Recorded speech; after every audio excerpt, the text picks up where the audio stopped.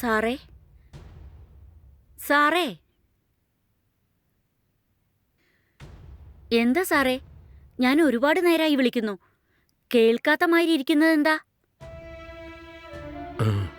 നിത്യയുടെ ജീവിതത്തെക്കുറിച്ച് തന്നെ ആലോചിക്കുന്നത്. സാറേ, ഇനിയിപ്പോ അതിനെക്കുറിച്ച് എന്താ ആലോചിക്കാൻ?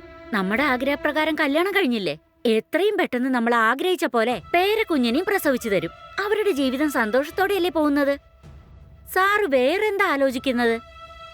ഇല്ല, എനിക്കെന്തോ നിത്യമോള് നമ്മുടെ മുന്നിൽ അഭിനയിക്കുകയാണെന്ന് തോന്നുന്നു. എന്താ സാറേ പറയുന്നത്? അതേ കനകെ, ഒരിക്കൽ ഞാൻ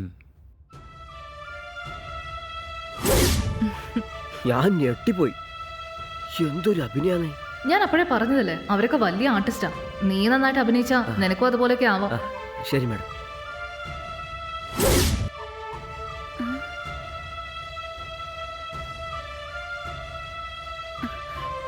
സാറേ, അവര് വേറെന്തെങ്കിലും സംസാരിച്ചോണ്ടിരിക്കുകയായിരിക്കും.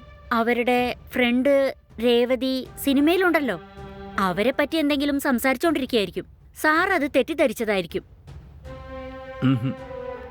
അല്ല, ആദ്യം ഞാനും അങ്ങനെയാ വിചാരിച്ചേ. പക്ഷെ നിത്യയുടെ പെരുമാറ്റം, അവളുടെ സംസാരം, ഇതൊക്കെ കാണുമ്പോ സ്വത്തിനു വേണ്ടിയാണ് ആ പയ്യനോട് അഭിനയിക്കാൻ പറഞ്ഞിട്ട് ഇങ്ങോട്ട് കൊണ്ടുവന്നിരിക്കുന്നെന്ന് തോന്നുന്നു. സാറേ, എന്താ ഈ പറയുന്നത്? അങ്ങനെയൊന്നും ഉണ്ടാവില്ല. സാറ് ആവശ്യമില്ലാത്തത് പറയരുത്. എനിക്കറിയാം, ഞാൻ പറഞ്ഞാൽ നീ വിശ്വസിക്കില്ല എന്ന് എനിക്ക് നന്നായിട്ടറിയാം. പക്ഷെ ഞാൻ പറയുന്നത് ഒരുപക്ഷെ സത്യമായിക്കൂടെ? ശരി സാറേ, ഒരുപക്ഷെ എനിക്കും തെറ്റായി തോന്നിയാ ഞാൻ വന്ന് സാറിനോട് പറയാം. അതിനുശേഷം സാറ് പറയുന്നതൊക്കെ ഞാൻ കേൾക്കാം. ഇതാ, ആദ്യം ഈ ചായ കുടിക്കൂ.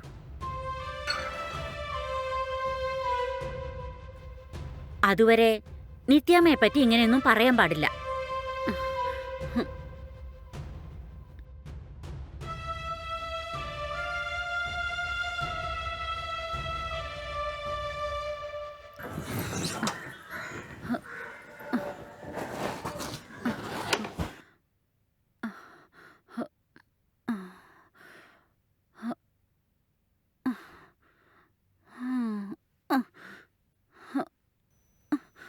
അമ്മയ്ക്ക് പൈസ അയക്കണമല്ലോ. ശരി, അമ്മയെ വിളിക്കാം.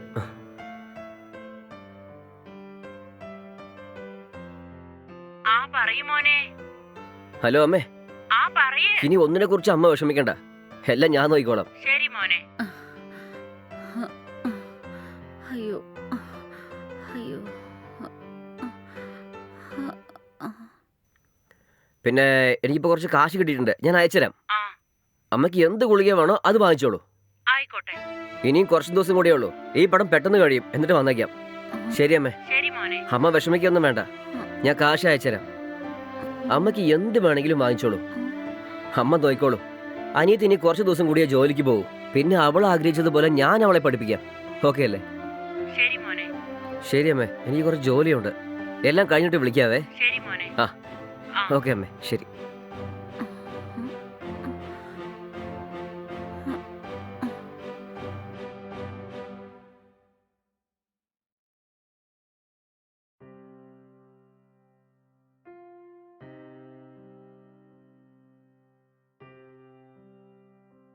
ഹലോ മഹേഷ്, ഞാൻ നിനക്കൊരു മെയിൽ അയച്ചിട്ടുണ്ട്.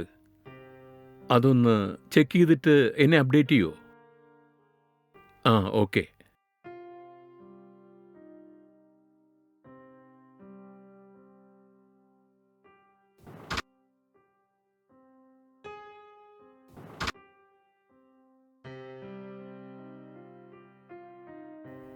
മോനെ വിജയ്, അങ്കിൾ വാ, വന്നിവിടെ ഇരിക്കേ.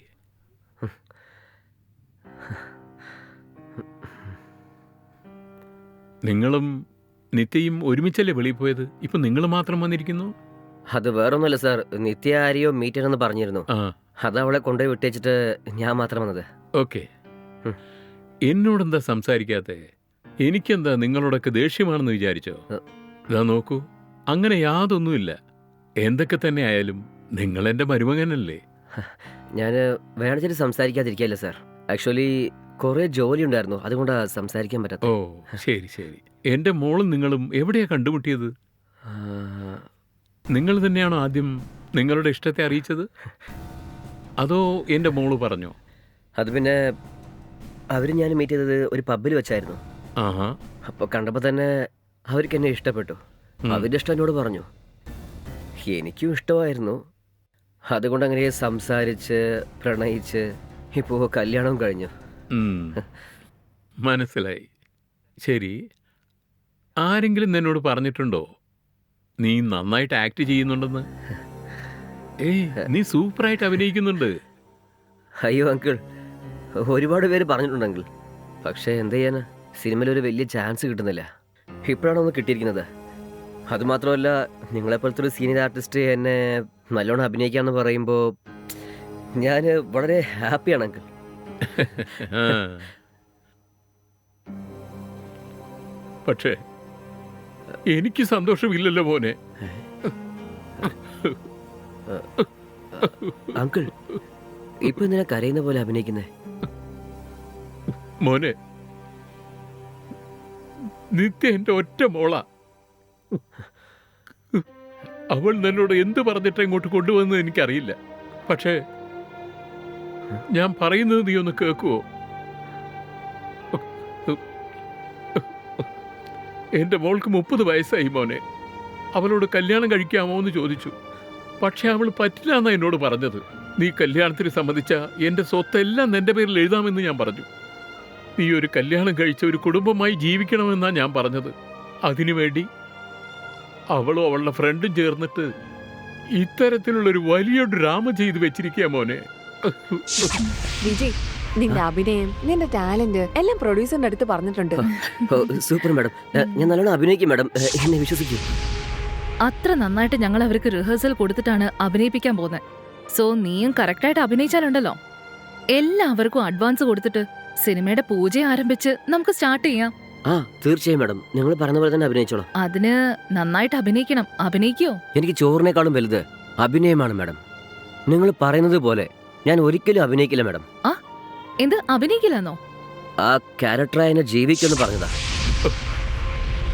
ഒരച്ഛന്റെ അവസ്ഥ എനിക്ക് മനസ്സിലായല്ലോ മോനെ. അല്ല സാറേ, എനിക്കിതൊന്നും അറിയില്ല സാറേ.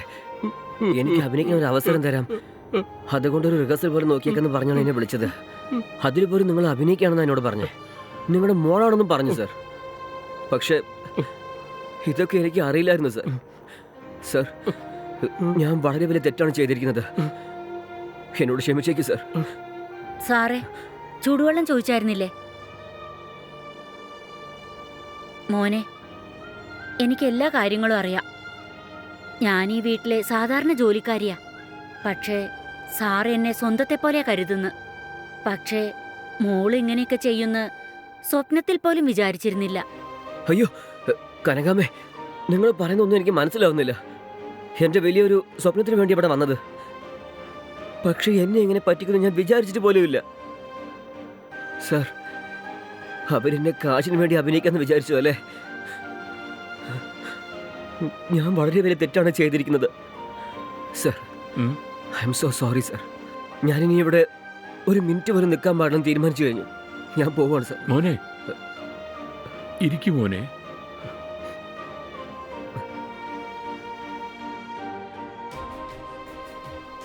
നീ ഇങ്ങനെ വീട് വിട്ടുപോയാ എന്റെ മോൾക്ക് സംശയം വരില്ലേ?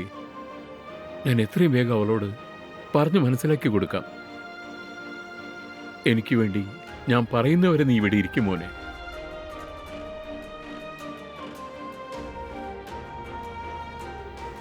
ഞാൻ പറയുന്നത് വരെ നിങ്ങളൊന്ന് അഭിനയിക്കൂ മോനെ.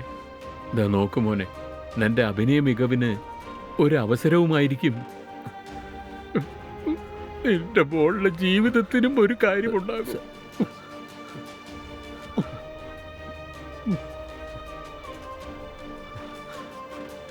സാർ എങ്ങനെ പറയുന്നത്? ശരി സാർ, ഞാൻ അഭിനയിക്കാം നിങ്ങൾക്ക് വേണ്ടി.